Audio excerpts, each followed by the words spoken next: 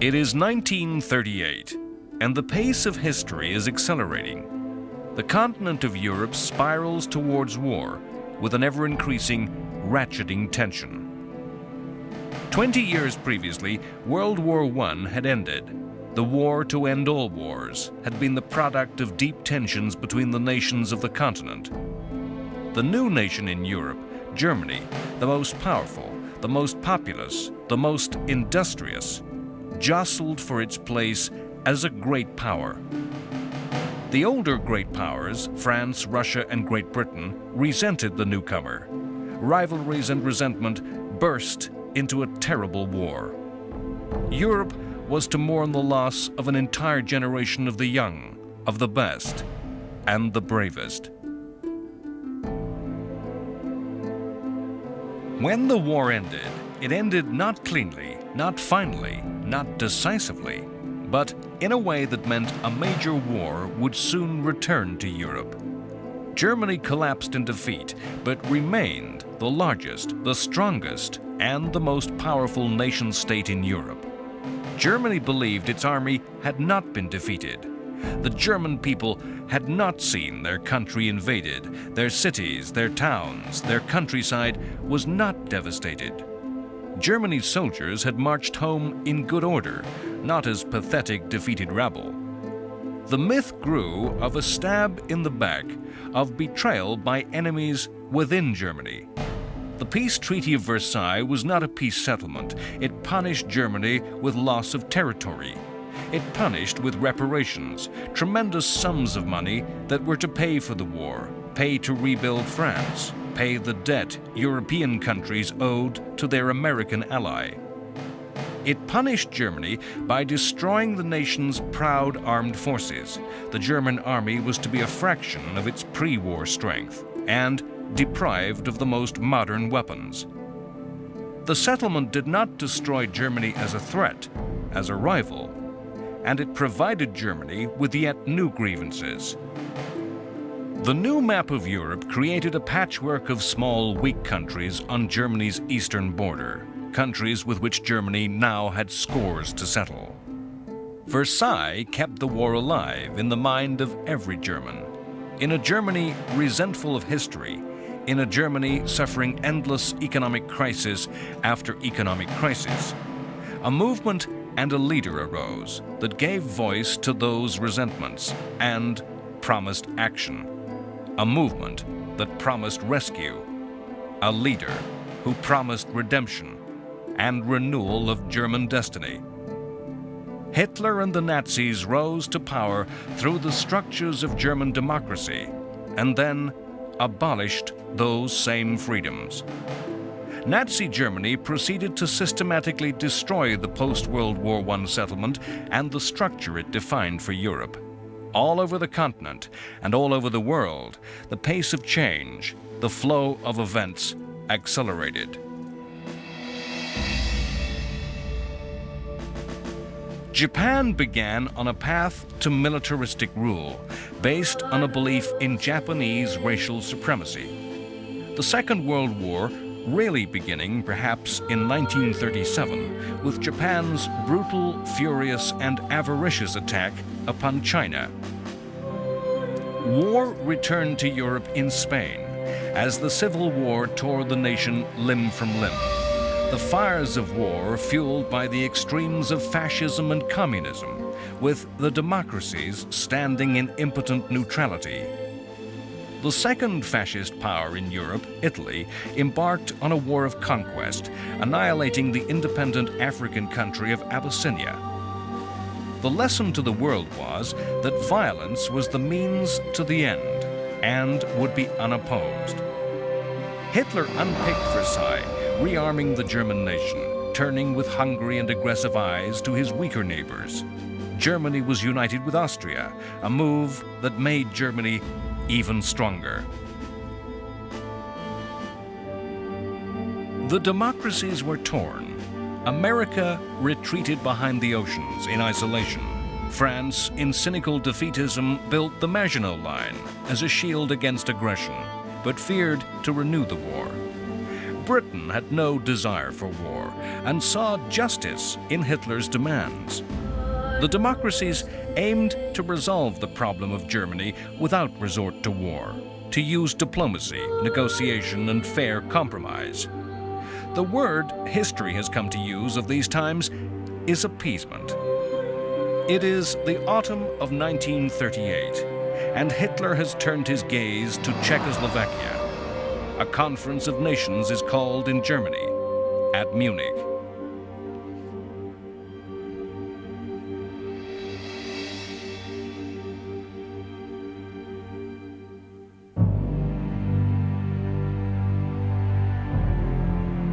After the Anschluss, all of Europe knew that something else was going to happen, and knew that Czechoslovakia was going to be that something else.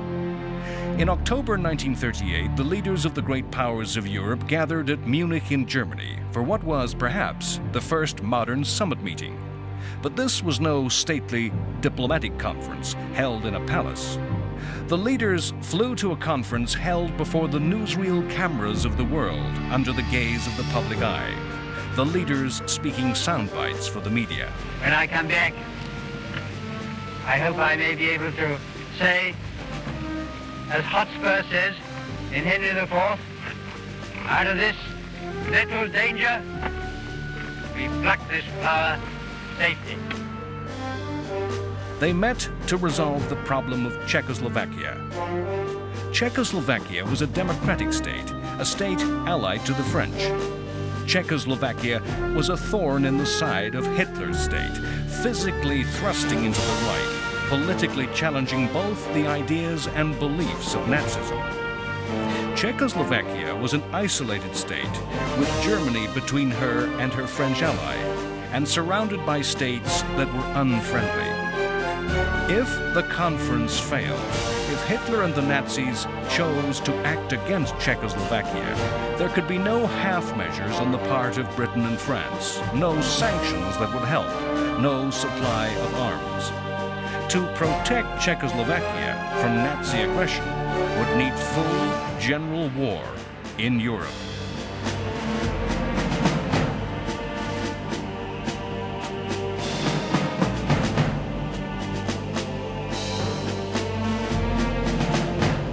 The nation whose future lay on the table at Munich had a modern army, but was not a fundamentally strong state politically. Czechoslovakia was not a state of Czechs. The modern democratic society contained minorities of Slovaks and Hungarians, and, above all, Germans, the Sudeten Germans, a 3 million strong minority living in the areas adjacent to Germany.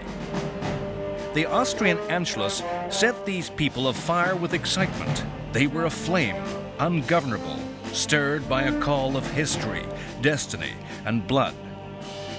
The citizens of Austria abandoned democracy for nationalism. The Germans of Czechoslovakia went the same way. Hitler did not foment the nationalism in the Sudeten Germans. He simply tapped into passion and desire that already existed. Of course, Hitler sought to liberate his fellow Germans, but he also wished to eliminate the Czech nation as an ally of the French and add Czechoslovakia's modern industrial economy to Germany. As the leaders gathered, both sides had differing goals. Both Hitler and Czech President Beneš wanted matters brought to a head. Hitler and Beneš did not want to compromise. The Czechs knew that any concession to the German minority would bring demands from their other minorities. Hitler wanted total success. The French and the British wanted a compromise. They did not want to risk war or humiliation. In negotiation, the British, led by Chamberlain, actually thought the Sudeten Germans were a minority whose rights were ignored by the Czechs. The French had an alliance with Czechoslovakia, an alliance the French made for French benefit, to threaten Germany with war on two fronts. Now they realized they were impotent to aid their ally, and desperately needed to avoid the humiliation of breaking their promises to the Czechs. Chamberlain reluctantly said, "If Germany did decide to destroy Czechoslovakia, I do not see how this can be prevented." The objective of Britain and France at Munich was not to restrain Germany, not to counter Hitler's ambition. It was to make the Czechs give ground, to make concessions that would prevent a general European war. The Czechs aggressively opposed concession. At one point, in the spring of 1938, they had mobilized their entire army and placed it against the German border, terrifying Britain and France. All throughout the summer of 1938, the great powers of Europe had circled round each other, guessing each other's intentions. Benesch thought that by defiantly raising the stakes, he could make Britain and France threaten war, and so make Hitler back down.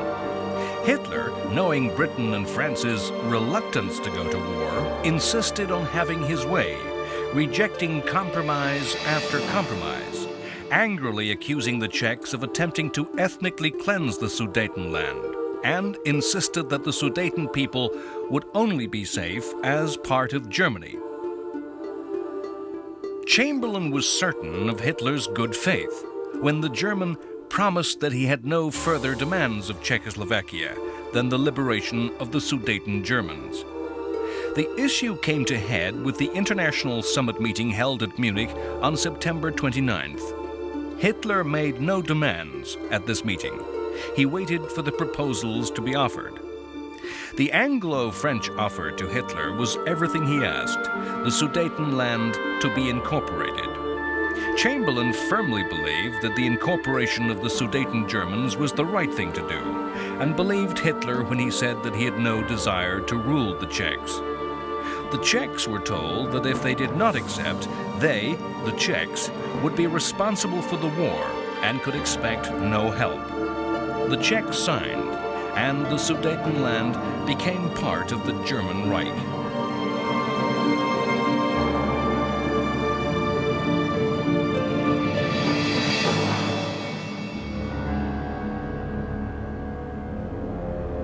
Many years later, as the war ended, President Benesch was to look at Prague as a city that had remained intact throughout the war. Benesch said, "Is it not beautiful? The only city in Central Europe not destroyed, and all my doing." The Munich Conference is regarded in history as the definitive appeasement and has made that word synonymous with betrayal. Yet, as we judge with the benefit of history, would we have gone to war? Or would we have seen, as did Chamberlain, principle and fairness coming together with expediency? Perhaps the words for which the Munich crisis is most remembered are not those of the agreement reached over Czechoslovakia. When that agreement had been made, Chamberlain requested another meeting with Hitler. He presented Hitler with the draft of a statement. "We are resolved that the method of consultation shall be the method adopted to deal with any other questions that may concern our two countries. We are determined to continue our efforts to remove possible sources of difference and thus assure the peace of Europe." Hitler happily and enthusiastically signed. It was this piece of paper that Chamberlain proudly waved to the crowds in London. It was of this that he was to say, "This is the second time that there has come back from Germany peace with honor. I believe it is peace for our time." If the French and British leaders had betrayed the Czechs, if they had foolishly given in to Hitler's lies, it was a betrayal that was welcomed. It was a set of lies that the populations of both democracies believed. In the streets of London and Paris, crowds reveled in the news that war was not to return to Europe. In the Sudetenland, the German population equally enthusiastically welcomed the advancing and occupying forces of the Third Reich. The democracies thought Munich a new Versailles, an epoch-making event that would establish a new order in Europe, a new system of security and peace throughout the continent. A settlement that killed Versailles for good, removing the tensions, the mistrust, and the resentment, replacing a European order directed at Germany and German ambitions with one that was based upon fairness and justice. Hindsight, knowledge of what follows, makes us see the whole affair as a fraud. The events at Munich were logical. They followed on from events which had gone on before. The French had abandoned each clause of Versailles without a fight. The French did not fear military defeat. They had absolute faith in the Maginot Line. But they saw no point in going to war over minor issues and abandoned their ally when it threatened to bring war. The United States was not present at Munich. In later years, America would congratulate itself at having had no part in the affair and condemn the other democracies. The lesson America drew in the medium term, when Munich went quickly sour, was that they should withdraw even more from world affairs. Yet Roosevelt's words on the agreement made by Chamberlain were simple: good man. It's a pointless speculation to wonder what if America had lent its weight to the cause of democracy at Munich. The Russians resolved that Britain and France could not be trusted as allies against Nazism, and that the USSR should seek an understanding with Hitler. Britain worked from a moral position. Britain's position was that Germany did have a moral right in the Sudeten territory. They saw the Europe that Munich created as a safer, more stable place.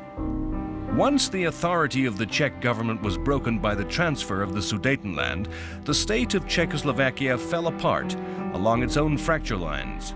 The Slovak minority came up with its own demands for independence and autonomy. The Nazis supported and patronized the Slovaks. The Czech government in Prague proposed occupying Slovakia with troops. Hitler promptly recognized the independence of Slovakia. The Czech state was destroyed, unviable. Hitler summoned President Hacha, Beneš's successor, and instructed him to sign away the independence of Bohemia, the rump of Czech lands, which on March 15, 1939, became a German protectorate. Britain's government did not see the German occupation of Prague as a break in the new order, supposedly established at Munich. As German troops brought Nazi rule to the Czechs, the British government held that the events simply proved that the Czech state was unviable, fractured by nationalities, and that Europe was made a safer place by its absence. Where the events really shifted, where history took a new path, was in a groundswell of public opinion. Perhaps in reaction to the joy of Munich, British attitudes in the streets, the views of ordinary people changed.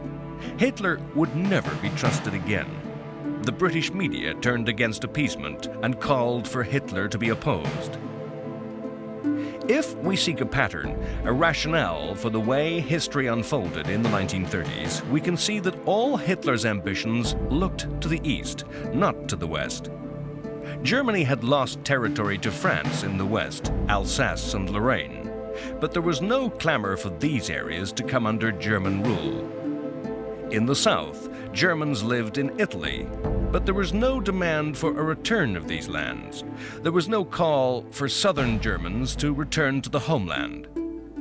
All the avarice, all the ambition was directed east to Austria and Czechoslovakia. Hitler believed it to be the destiny of the German people to expand eastward. The peculiar Nazi view of the world envisaged a future world that was largely agricultural and saw a German Aryan territory spreading out eastwards into living space, Lebensraum.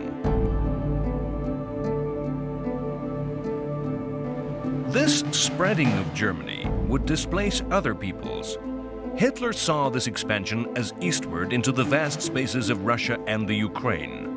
When the Nazi troops completed the annexation of Czechoslovakia on March 15, 1938, within days, German diplomats renewed demands of Poland that the city of Danzig be returned to Germany, and that Germany be given a rail and road link to East Prussia, a German corridor across the Polish corridor. Danzig was a German city. The corridor was German land, lived in by Germans, given to the new state of Poland at the end of World War I. The Poles rejected the German demands out of hand. The British government almost immediately offered Poland an alliance. Previously, Britain had avoided making formal promises and commitments against the Nazis. The alliance, though, committed Britain, restricted the options open to the British government. France had made alliances in order to threaten Germany, but found itself in danger, not safer. Britain made its alliance as a gesture, as a warning to Hitler. It was a complete reversal of British foreign policy since the First World War. However, to what sort of country had Britain joined France in alliance? The lands which were occupied by Poland were territories fought over, shared and reshared by German states, Austria and Russia. The Polish government was not a democracy in the same mold as Britain or France. The Polish government was dominated by the military. The ruling party, the cleansing movement, attempted to dominate all aspects of Polish life. Poland was an aggressive country that sought to punch above its weight. It refused to contemplate a compromise. The Polish government was headed by men with the same appetites for bluff who gambled on intimidating opponents, as did Hitler. World War II was the unfinished business that remained from World War I. Much of that unfinished business lay between Germany and her former enemies, and between Germany and the smaller countries in the East. Poland had its own unfinished business with Russia, or rather the Soviet Union. The eastern border between Russia and Poland was not defined, and in the end was established in a series of armed confrontations in the early 1920s. If Hitler had ambitions in the East, it would be true that Poland equally looked to Soviet territory with envy. The climate of aggression was hardening all over the continent of Europe. In the spring of 1939, Italy invaded and occupied Albania. Mussolini, always keen to emulate Hitler, always driven by envy of Germany, and resentful of the success and dominance of what he thought the junior fascist power in Europe, mounted an attack on his neighbor across the Adriatic. The victory of the Italians was easy. Albania, with a population of barely 1 million, was the most primitive state in Europe. Politically a tribal monarchy, riven by feudal clans and factions, the country was taken over in days, with almost no fighting. Annexed to become Italian territory, the King of Italy declared the King of Albania. Mussolini intended that Albania be used as a stepping stone on a path of conquest throughout the Balkans and southern Europe, to enable Italy to dominate the Mediterranean. In an attempt to head off war with Germany over Poland, Britain and France recognized and accepted the Italian action.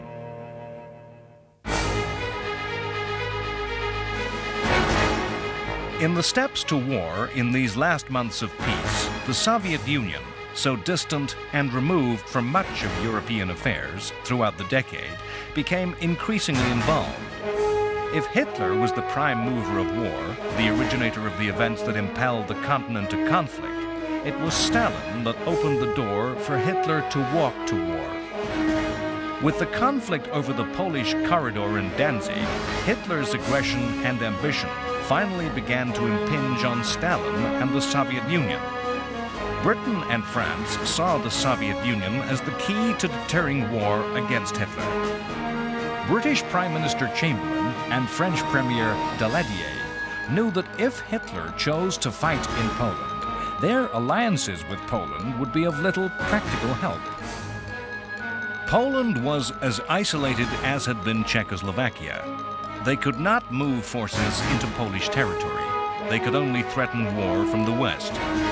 Hitler might once more play a game of dare with Britain and France, challenging them to start general European war in order to save a faraway country whom they could not directly help. Britain and France knew that the Soviet Union could directly help Poland, and so war be averted. But Poland saw the Russians as bad, if not worse, than Hitler. They rejected any move that would bring Soviet troops into their territory. The Poles thought that the Red Army, once inside Poland, would never leave, and there was no inducement, no incentive that Britain and France could offer. Too often, histories use the language of the gambler in describing the actions of leaders. In Hitler's case, nothing could be truer. With the benefit of history, it is hard for us to remember that the leaders of all the powers in 1939 had little idea of what each other thought. To tell what we today call spin, propaganda, from what was truth. All through the summer of 1939, Hitler was involved in negotiations with Stalin. The negotiations were about nothing, were going nowhere. Neither Hitler or Stalin would say what they wanted. Both mistrusted each other.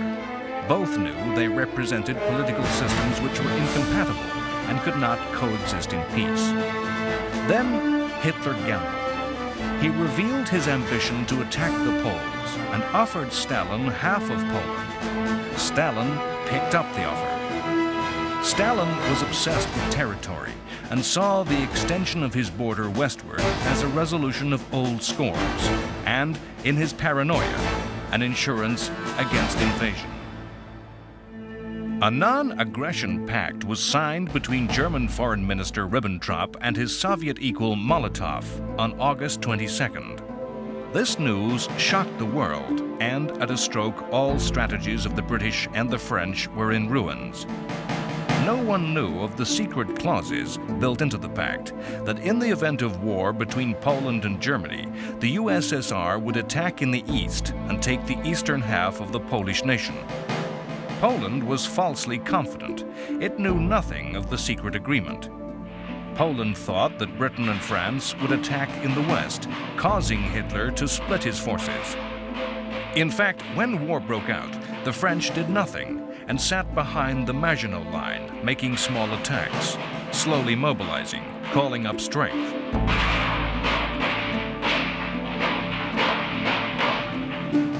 The British were organizing the movement of their army across the sea. Hitler gambled the French would not act in time and stripped the West of troops to bring overwhelming strength against the Poles. He planned a campaign so fast the French and British would be forced to watch helplessly as Poland was destroyed.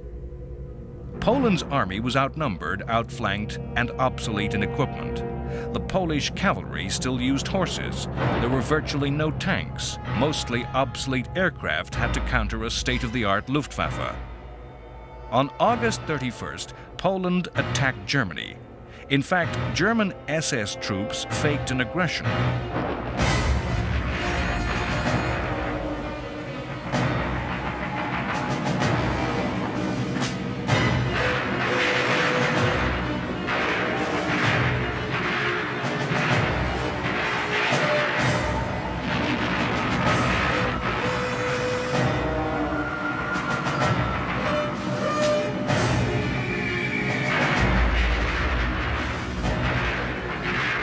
By the end of the next day, the Polish Air Force had been destroyed and the German army was deep into Poland. On September 3rd, France and Britain demanded Germany withdraw from Poland. War broke out, and British Prime Minister Chamberlain made an announcement that revealed a bitter disappointment that he had failed to prevent war from returning to Europe. I am speaking to you from the Cabinet Room at 10 Downing Street. This morning, the British ambassador in Berlin handed the German government a final note stating that unless we heard from them by 11 o'clock, that they were prepared at once to withdraw their troops from Poland, a state of war would exist between us. I have to tell you now that no such undertaking has been received, and that consequently this country is at war with Germany.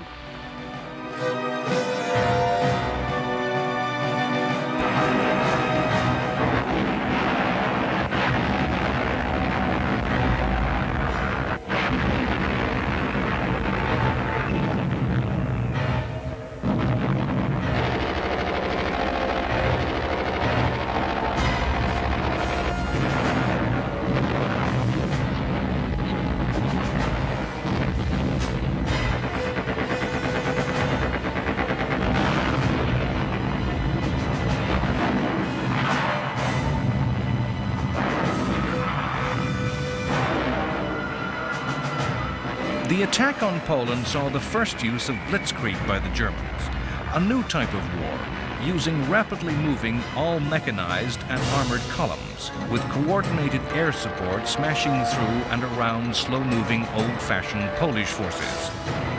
The Polish army were rapidly surrounded and cut off. The myth of the war is of Polish cavalry charging tanks, yet military theorists in many countries, including Britain and France, believed that horse soldiers were seriously capable of defeating armor. Britain and France ignored the lessons of Poland.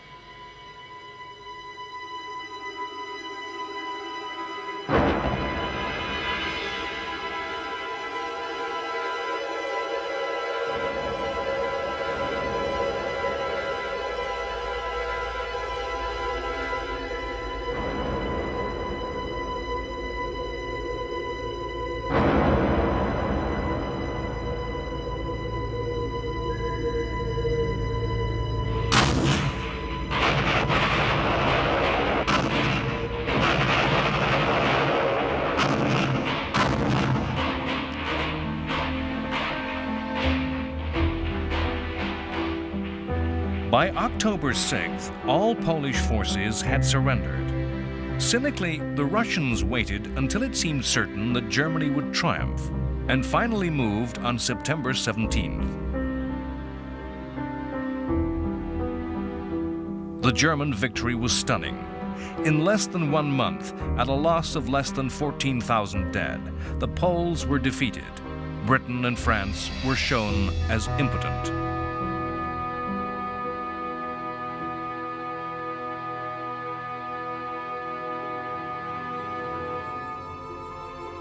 In the United States, President Roosevelt induced Congress to repeal an arms embargo, but the supply of arms was limited to cash and carry. Arms had to be paid for in hard cash and could not be exported in American ships. American public opinion was anti-Nazi and suspicious and fearful of Japanese ambitions in the Pacific, yet equally anti-war, the feeling of the ordinary American mirrored by the majority of Americans in public life. Charles Lindbergh, aviator and national hero, was an outspoken opponent of America having anything to do with a European war. America quietly hoped that Britain and France would somehow contain the Nazis and that some compromise could be worked out with Japan. In the tangle of events spreading out from Hitler's decision to attack was a single-page letter from Albert Einstein to Franklin Roosevelt.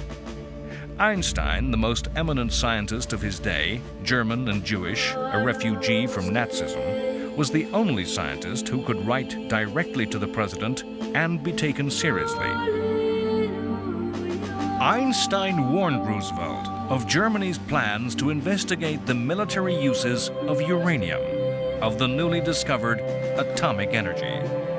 He warned that in taking over Czechoslovakia, Germany had secured a rich uranium mine. This single letter was to bear fruit 5 years later over the Japanese cities of Hiroshima and Nagasaki. Germany's ally Italy stayed out of the war, remaining neutral. In March 1939, Italy and Germany had finally made a formal alliance, what Mussolini grandiosely called the Pact of Steel. The pact declared that either country was to come to the aid of the other if attacked, and gave Italy a free hand to direct strategy in the Mediterranean.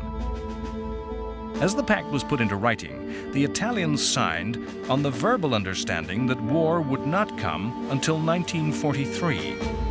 It is a fact of history commonly lost that the pre-war relationship between Italy and Germany was not strong. Mussolini resented Hitler. The Germans thought Italy's imperial adventures ill-advised. Hitler had hoped that a war might start between Italy and France alone, which might distract and weaken France. The British and the French hoped from time to time to prize Italy and Germany apart. The two dictatorships had differences over the Anschluss with Austria. Had Mussolini offered an alliance to the democracies, they would have accepted. Hitler and Mussolini did come to have a strong personal regard for each other, but this was not something shared by the respective military and naval commanders, nor by the ordinary Italian and German. Italy's strategic interests lay in expansion and control of the Mediterranean, the Lebensraum of the Italians, what Mussolini referred to as Mare Nostrum, our sea. War came as a surprise, the pace of events overtaking world leaders. No country on either side was ready to fight in 1939, and all were taken unawares by the outbreak of war. Germany worked to a long-term plan. Hitler had come to power in 1933 and looked for a period of 10 years before rearmament was complete and the Austrian and Czech territories absorbed. Italy was not ready for war and saw in the Pact of Steel a guarantee of 5 years' peace. With the British and French declaration of war, the fighting spread across the world. Both countries were the center of worldwide empires. Britain was to call upon soldiers from Australia, New Zealand, Canada, and South Africa, the Dominions, self-governing members of Britain's family. These countries willingly and unhesitatingly declared war on Germany at the same time as Great Britain. From the colonies of the empire, Britain was to summon Indian, African, and Caribbean soldiers.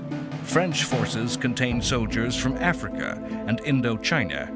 Presciently, some of France's toughest fighters were from Vietnam. The first week of the war did in fact see a French offensive in the west, remarkable in the fact that its effect was so limited. Small numbers of French soldiers pushed 8 kilometers inside Germany to within sight of the Siegfried Line, a line of German fortifications, the match of the Maginot Line. And there they stopped. The professional predictors and theorists, men who look into the future and attempt to foretell the future wars, often fail to see accurately, misreading the lessons of the past. In the summer and late autumn of 1939, much of Europe lived in a state of febrile panic, fearing attack from the air with bomb and poison gas. Futuristic theories of war predicted mass aerial assaults on the city centers. It was commonly held that no defense was possible against attack by bombers. Everywhere shelters were dug, sandbags were piled around the doors and windows of shops and public buildings. The people of Britain had been issued with 38 million gas masks. No citizen was meant to be without his mask at any time. This was a time when the life of the civilian descended into black comedy and farce. The distinctive cardboard boxes and bags in which the gas mask was carried was too often turned into a useful shoulder bag and contained a worker's lunch. A market in sandbags developed, with speculators having bought up supplies in advance of war. New ranks of officialdom appeared. Air raid wardens patrolled the streets. They were to warn of gas attack by using children's rattles. They enforced a strict blackout at night, ensuring no light showed that could guide enemy aircraft. An immediate reaction to the outbreak of war and the fear that aerial attack was imminent was the mass evacuation of children from cities to safe areas. By the evening of September 3rd, nearly 1.5 million children, mothers of infants and pregnant women, had been moved to safety. In fact, fear of reprisals by chemical weapons meant that neither side in Europe was to risk their use at any time in the war. Britain and France, although having done all they could to avoid conflict, were in fact able to look to a coming war with confidence, not with fear. The subsequent history, collapse and rout that filled the following years clouds our judgment to the fact that as Britain and France mobilized, called up their reserves, marshaled and equipped their troops, the numbers made war in 1939 appear a risky undertaking for Germany. If the leaders of Britain and France laid out their relative strengths on paper, they could sleep easily. Counting the armies already in the field, Britain and France could more than match Germany's strength when fully mobilized, with all reserves called up. Britain and France combined could count on a total of 3 million to Germany's 2.5 million. Even though Poland's 2 million strong army had crumbled and Germany could now bring all its strength to the Western Front, Britain and France could feel confident. The British Royal Air Force and the French Air Force combined were the equal in number to the Luftwaffe. Of course, Britain liked to see itself traditionally as a great naval power. The concept of the alliance with France was that the Royal Navy would impose a naval blockade upon Germany, while the bulk of the fighting on land was to be performed by the French army. The Royal Navy was then the largest in the world. The British Navy's corps of decisive weapons were 15 large armored battleships and battlecruisers, 7 aircraft carriers, and over 50 submarines. France, Britain's traditional naval enemy, had a fleet of 9 battleships and over 70 submarines. Germany's navy was small, 5 battleships and 50 U-boats. In World War I, the war at sea had played a hidden part in the war. The German submarine campaign had nearly forced Britain from the war, destroying the imports of food from the empire, which Britain needed to feed its population. In the later years of World War I, a fierce blockade by the Royal Navy had caused famine amongst the German population. Britain was vulnerable because so much of her food and materials came over long, extended sea lanes. Germany, because her coastline was so small, easily blockaded a few ports that could easily be closed shut. As the navies prepared for war, it was thought the war would be played to the same script as ever.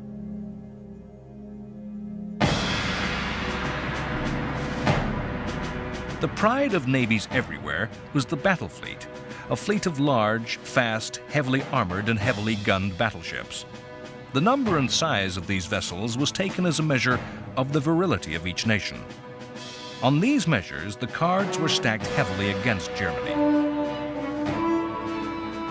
In World War I, the battle fleets of Britain and Germany had met for only a few hours. No lesson had been learnt as to the value of the big gun ship.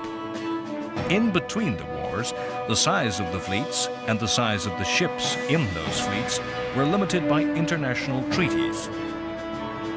The coming war was to show that the battleship was no longer the capital ship, the decisive weapon of naval warfare. Aircraft were to make these ships too vulnerable to attack. A few cheap aircraft made on the production line in weeks could easily destroy a major warship that could take years and massive sums to rebuild. But this was not clear in 1939. Only some navies realized the true value of aircraft and the aircraft carrier.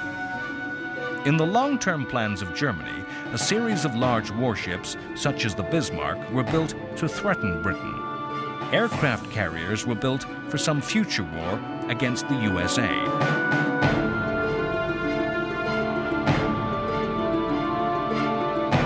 The submarine was regarded as so potent a weapon that it had been banned by the Versailles Treaty. The submarine as U-boat is forever associated in mythology as the definitive Nazi weapon. Yet, as with all navies, the submariner was regarded as a second-class sailor by big ship admirals and had to face a struggle to establish their worth. In 1939, as war broke out, the British Navy was placed by Chamberlain in the hands of Winston Churchill as the grandly titled First Lord of the Admiralty. Amazingly, Churchill had held the same job in the First World War. Churchill had been the sternest critic of the government in the pre-war years as a maverick in the political wilderness, calling for more arms and a military response to Hitler. Churchill had lost office in World War I through strategic adventure, impulsive, wild schemes, particularly in Turkey, that had cost many thousands of lives in a failed operation. Returning to office, these traits re-emerged. He showed tremendous energy in organizing and preparing the British Navy for war, but a series of wild schemes began to emerge, again to draw Turkey into the war. to incredibly place mines in Germany's rivers, to attack neutral shipping and ports, particularly those of Norway and Sweden, who were supplying important raw materials to Germany. Early on, in taking office, Churchill received a personal letter from American President Roosevelt. Roosevelt invited Churchill to keep me in touch personally with anything you want me to know about. The personal relationship between these two men, bypassing the administrations and structures of their respective countries, was to be of crucial importance in the coming years. As the Poles succumbed to defeat and occupation, Hitler offered Britain and France peace. He claimed to have no quarrel with France and desired active friendship with Britain. He called the war in the West a senseless waste of life and proposed a conference of the great powers that would create a new system of peace and security. He was rejected. We are so used to the story of World War, a globally consuming conflict that spread across the world, that the fact is lost that in 1939 the war was comparably small and could be reasonably assumed to be soluble. In Europe, in October 1939, Britain and France were at war, as were Britain and France's overseas colonies. Germany was at war. Poland, an occupied, defeated country, sliced up and lost. The Balkans were at peace. Some were pro-German, like Romania and Hungary. Some were pro-British, like Yugoslavia and Greece. Italy, Germany's ally, remained neutral. Spain, a supposed fascist power, was neutral. Belgium and the Netherlands were neutral. All of Scandinavia was neutral, yet were key suppliers of raw materials to the Nazis. Soviet Russia trusted implicitly in the new relationship with Nazi Germany and believed itself safe from attack and was neutral. America was neutral. Far away in China, another set of tensions and envy, not related to Europe's problems, had brought a savage war that had been raging for 2 years. These wars were yet to join up into a world war. In Poland, a new order rapidly came into force. The map was redrawn. The Soviet Union moved west, Germany moved east. In holy Polish lands, those occupied by Germany and Russia, a fearful night of occupation descended. Soviet forces imposed a communist rule. All those prominent in the old regime disappeared. Over 4,000 of Poland's army officers died in a bloody massacre by the Soviets. In German-occupied Poland, a brutal regime lay across the land. Nazism's racial theories held the Poles as subhuman. Poland's large Jewish communities became the victims of the Einsatzgruppen, special SS squads designed to solve the Jewish problem.